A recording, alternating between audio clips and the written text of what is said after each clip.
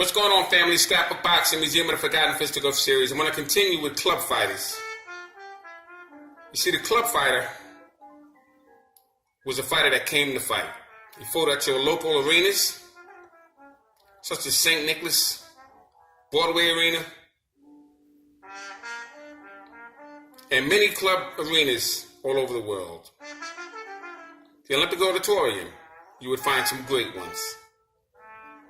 But in this episode, we're going to be referring to Bobby Garcia. He was known as the Mexican Wildcat. Now, Bobby Garcia was born July 4th, 1903 in El Paso, Texas. He died August 12th, 1943. He was only 40 years of age at the time of his death.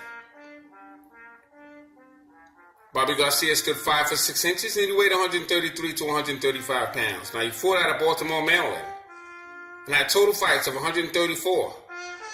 He has 69 wins, 52 losses, with 13 KOs. He fought an amazing 1,062 rounds of boxing.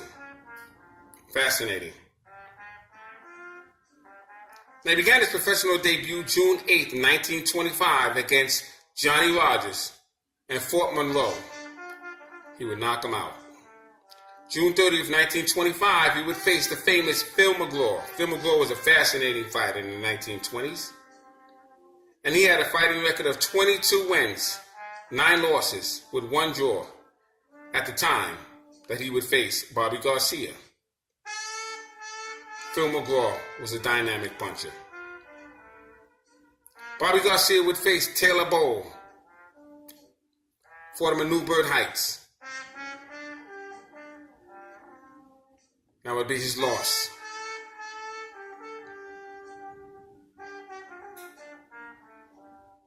December 7th, 1925, he would face Mike Dundee.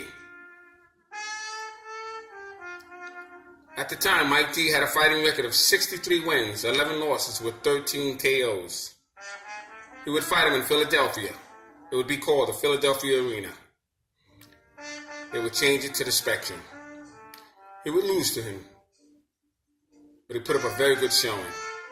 December 18th, 1925, he would face Dick Finnegan. Dick Finnegan was a fascinating fighter during those days.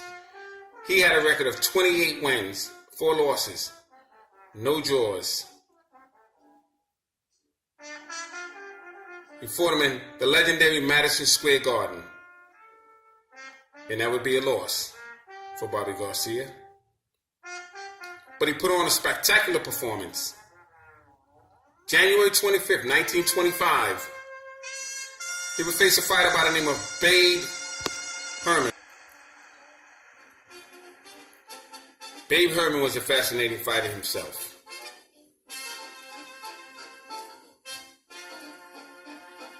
January 25th, 1925, he would face Babe Herman again. And this time he would defeat him. Babe Herman had a fighting record of 72, 22-19. He would fight him in Philadelphia Arena again. It would be a disqualification. March 8th, 1926, he would face Lewis Kid Kaplan. Lewis Kid Kaplan was a dynamic fighter.